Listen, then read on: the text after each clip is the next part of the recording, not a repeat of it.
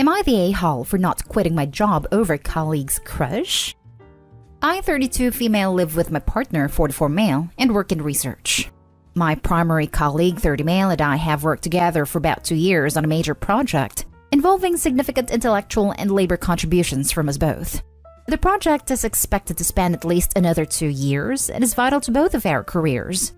Not long ago, my colleague confessed to me that he is, and has been, infatuated or in love with me for pretty much the duration. It took place via a long email that was written after an evening of drinking.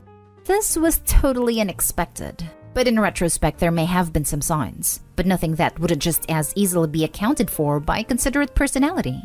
Shortly after this confession, I came to my husband with the issue. I want to get his advice about the situation, and showed him the drafts which I'd composed to organize my thoughts on the matter. They stated unequivocally that I'm not interested in a romantic relationship, and hope these feelings won't complicate our work together. I was again surprised at my husband's reaction. He seemed offended, to think I must have invited my colleague's affections, and that I should immediately quit my job, as in put in notice tomorrow. I was so taken aback that my immediate reaction was to laugh/snort at a suggestion, which was probably a mistake. That would be utterly disastrous for my career, and isn't an option I'm willing to consider. I greatly prefer the entire scenario had never happened, as a difficult and lengthy project hangs in the balance. But I have no real concern at this point about my colleague forcing the issue or letting it compromise our work. It seemed like an intoxicated getting my feelings off my chest. I'll need to put a lot of thought and caution into how I proceed with the work dynamic. But abandoning our project isn't even on the table. About a week has passed and my husband has been alternating between irate and a silent treatment, and suggested several times that I should move out of the house to be with my new spouse. Today I swung by the house on my lunch break, and found the locks changed and my luggage on the patio, and I have been blocked on his work number and cell. Obviously, he cannot possibly intend for me to really move out, and is just pulling what I absolutely believe to be an a-hole-ish power sulk. But seeing how seriously he's taking this has my doubts up. Maybe I was ultimately too uncompromising when I refused to even entertain quitting my job for the sake of conversation and his feelings, and to shut the idea down so abruptly. Am I the a-hole? Now for the top comments before reading the little updates. Not the a-hole. Your husband, on the other hand, he is totally the a-hole. He seemed offended to think I must have invited my colleague's affections and that I should immediately quit my job. Because obviously the only reason someone could possibly have a crush on you is because you have instigated it. Who's on the house? Can't just chuck your stuff out. That's a great conversation to have with a lawyer. House is actually in my name, inherited from my dad before I married. The luggage I packed contained only some random things, a couple of suits, miscellaneous items from my nightstand. This makes me believe he is just chucking an outsized tantrum instead of expecting me to actually vacate. But you've brought up some good points. I know it's hard to face, but I suspect he actually does, if he's gone to the lengths of changing the locks and packing up all your stuff. But if this is how he acts over you refusing to ruin your life over something so minor though, you're probably better off without him. If you do talk to him again, which you absolutely shouldn't unless it's with police present or through a lawyer, do not leave your job for him, no matter what he says. Almost every abusive relationship starts with the man convincing the woman to leave her job.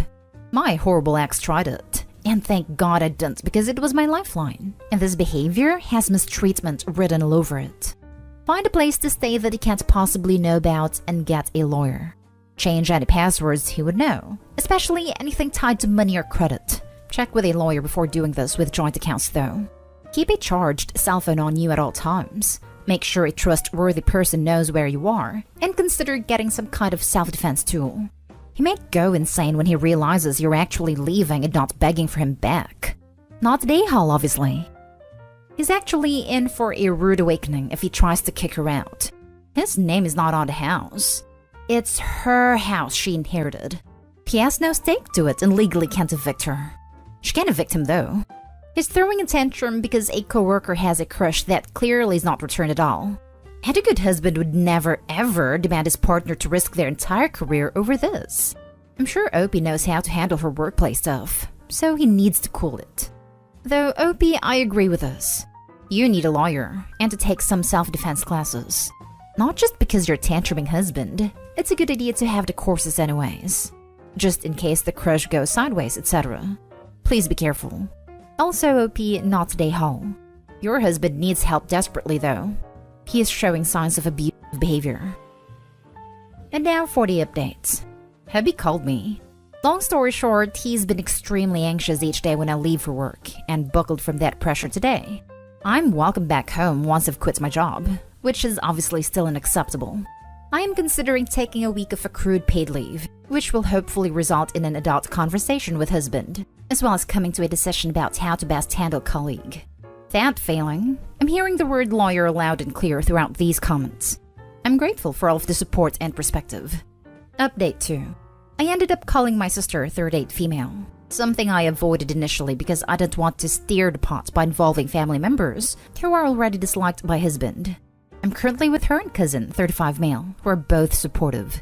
Our plan is to call a locksmith tomorrow to regain access to the property. Husband can ruminate with friends or at a hotel for the present, and for cousin to collect some important things of mine from the house, and for me to stay with my sister for a few days while I take a hard look at my situation and options.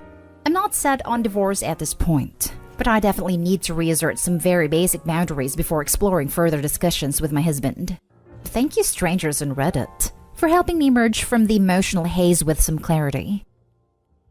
Next story is titled, Am I the a-hole for making my husband miss seeing his mom for the first time in over a year on her birthday? Last night was my 21 mother-in-law's birthday. She is 65 and healthy, but my husband 23 hasn't seen her since the beginning of the pandemic. This is important to know. I'm 34 weeks pregnant and also healthy. But last night, I was feeling particularly emotional and physically in pain from working. I'm working from home until my due date, but my boss made me go in to make copies, and that turned into a half-day event. By the time I got home, I was exhausted and in need of a massage.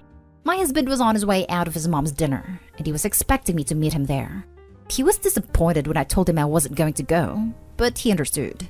However, when I asked him to stay back for half an hour to give me a massage, he got upset that I'd make him late, and in turn piss off his mom on the day seeing her again for the first time since pre-pandemic. So I suggested I get a massage from our mutual friend, my best friend's boyfriend, who is a massage therapist in training. But there's a tiny bit of history between us, so my husband didn't like that either. So to quicken the recount, we argued. He ended up being late. And after his mom called and he blamed me for his being late, which resulted in me getting lectured by his mom, I told him to stay home and take care of me, or he'd have to start paying his own phone bill. I pay his. He did it, but then slept on the couch that night. Didn't speak to me at all today. And tonight when I returned from making more copies at the office, he'd claimed the bedroom, leaving my stuff for sleeping on the couch. About an hour before writing this, my sister-in-law, 30s, called and yelled at me for not letting my husband go to the dinner. He'll be able to see his family, including his mom, whenever now that she's vaccinated, but he missed out on the family reunion experience of the dinner. But I literally just needed some TLC. So, am I the a-hole? Now for the comments before the little update. You're the a-hole. There's a time and a place for needy behavior, and that time ain't it. Why couldn't the massage wait till later? You also blackmailed him into staying home, not to mention the weird threat to invite an ex over. You're the a-hole. No one's mentioning the whole guy who she has a tiny bit of history with thing, which is such a weird manipulative card to play. You're the a-hole. Time to grow up before your baby comes. You're acting manipulative, immature, and honestly are toxic as hell. Seriously. You said you'd get a massage from a guy you have history with? What? You made your husband stay home to take care of you and threatened to not do something for him if he didn't? You are legit toxic. And I wouldn't be surprised if he does leave you behind after that psycho bullcrap. I'm fairly certain that this is the first Reddit post that has actually gotten under my skin. I don't think I'll be able to add anything new to the conversation here, but I'll give my 2 cents.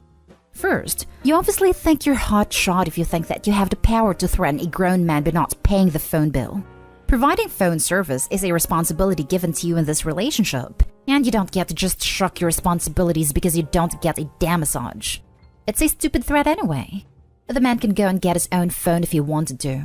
It seems he comes from a family with a backbone. Second, get the hell out of here with this inviting your ex over to give you a massage. Pregnant or not, the man is right to have to put her ass on the couch. That is one of the most disrespectful, immature things I heard in a while. I hope you take a good long time to flip the roles and put yourself in his shoes on that one. Third, I understand in sickness and in health, but he's not your nanny. If you're all tense, take a nap, some salt bath or something. It's fine if you're tired and want to stay behind. His mommy has been there and I'm sure would understand. Let him go eat dinner with a woman who chose to make her life about him. Good on her and her daughter for calling you out on this. You're the a-hole. I wouldn't be able to talk to you for at least a week. And now for the little update. Info. I don't know if it matters, but the history I'm referring to with my friend's boyfriend is a one-sided crush on his side. He confessed his like for me a couple years ago, and my husband hasn't gotten over it. So it's very obvious I'm the a-hole. I mentioned my friend's boyfriend because I'd mentioned the idea before during a regular conversation, and he didn't take a pause. This is a friend that's around often, so there's comfort between all of us. But I understand that it struck a nerve for him. I also understand that my being pregnant doesn't give me the right to manipulate or financially abuse him. I could have and should have waited. I just got off the phone with my mother-in-law and I apologized, which she accepted. My husband did tell her that I threatened his phone, but I told her. That earned me a lecture, but I took it. I also called my sister-in-law, but she didn't answer, so I left a voicemail asking her to call back. My husband left this morning to go pick up our crib from a friend, and he asked me not to come with him, even though I was supposed to. So when he gets back, I will apologize for my abusive behavior. I knew that was being harsh, but I thought it was warranted. And now I see that it was just abusive. I don't intend to be, as I really do love my husband. I'll do better. Someone in the comments suggested planning another dinner, so I'll talk to him about that too. Final edit. I'm seeing a lot of criticism towards my mother-in-law and sister-in-law for lecturing me. In their defense, I've known them since I was a child. My husband and I were best friends before spouses, and we spent a lot of time together. So my sister-in-law sees me as more than a sister by law, and same with mother-in-law. Some of this was happening before my relationship, but it's mostly always been acceptable. Now for the next story. Am I the a-hole for not having sympathy for my fiancé? My fiancé sprained his ankle rather badly at work about a week and a half ago. He's been told to use the RICE method: rest, ice, compress, and elevate. He refuses to do this, or do anything to help his ankle heal. Instead, he insists on putting full weight on it, doing nothing to stabilize it, and having this attitude of, I don't need to do all that, it won't help me anyway. My fiancé is now groaning with pain, and very noticeably limping with every step, and can barely go up and down the stairs. He's complaining how much pain he's in, and how nothing has ever hurt this badly, and is looking to me to feel sorry for him and treat him extra special. That's not me. I don't pamper or baby adults, but when I've tried to get him to let me actually help him take care of his injured ankle, it's been rejected. I got fed up and told him I have zero sympathy for him because he won't help himself, and he won't allow me to help him. And he knows he's just making it worse. So stop looking to me for special treatment because it's not happening. Am I the a-hole? Edit. He also refuses to use any mobility aids like crutches or a cane, which would be helpful. Now for the comments. Not the a-hole. He did this to himself. If he refuses treatment, he is going to have to suffer the consequences. My sympathies to you, OP, that you are dealing with such behavior. You're going to marry this dude? Should you have children, get excited for him to tell them to man up when they've got croup or rear infections. That following doctor's advice is for losers. Not the a-hole. Good luck to you though. Not the a-hole. And in a way, this is a gift to you because this is very useful information to have about his behavior before you're legally tied to each other. He sounds like one of those men that thinks acting strong beats any sickness, trying to be a hero in his head for powering through. Last story. Am I the a-hole for refusing to pay the internet bill because he went and blew a bunch of money? My fiancé is absolutely terrible with money when he gets depressed. He splurges whenever he hits a rough patch. He has never put us in the hole, but he still buys stupid stuffs and almost never gets used, or used once and tossed to the side. He also has a habit of buying drinks and snacks every time he goes to the store, even if he had just eaten. We have easily over $200 in gas station purchases a month. If he's not spending money, he's not happy, basically. We both work full-time at a really good paying jobs. However, we have been saving for nearly a year and a half for a 20% down payment on a home loan. Despite us both putting money towards the savings in every paycheck, we don't have much. Maybe $2,500. Why? Because he is on a depressive spell. It has been for like 4 months. Therefore, he's only been putting like maybe $10 out of his paycheck into the savings to my $100 to $150. I don't use the internet. I don't watch TV. I don't play games. I don't use it for literally anything. Despite this, usually I'm the one who pays the bill. We split bills. It runs $90 a month for basic. 3 days ago, I come home to find a brand new toolbox and a bunch of tools. This man is not handy. I have never seen him even touch a hammer. This toolbox and tools run about $350. I was pissed. Didn't pay the internet, now it's turned off. When he asked why the internet was shut off, I made it quite clear that if he wasn't buying stupid stuffs that he will never use, then the internet would be on because we would have the money. I wasn't about to leave myself with $40 for the next week just to pay the bill because he decided to splurge. He tried arguing that those things are stuff that we should have in case of emergencies. I won't budge, and he doesn't have the money to pay the bill either. So now he can't play his video games to decompress. Am I the a-hole? Edited to add. He refuses therapy. He gets depressed easily once a year for months at a time. Not the a-hole, obviously. You have a much bigger problem than an unpaid internet bill. You don't say when your wedding is, but I promise you these problems will get worse after marriage. You say you split the bills, yet it seems you are picking up a huge amount of financial slack. He has serious emotional problems that he refuses to get help for. You aren't taking care of this man financially and emotionally. Please don't marry him before these issues are resolved. It is the refusal to seek treatment for the depressive episodes that is truly alarming. They are only going to get worse with age. Treatment should be a precondition for the relationship continuing. Not the a-hole. Don't marry someone who you don't trust to share financial responsibility with. I'm curious. How did he save up the money to buy you a ring to propose with? He wasn't depressed at that point in his life. That was 2 years ago before we started saving for a home loan. It's a very simple ring. I think it only cost like $300.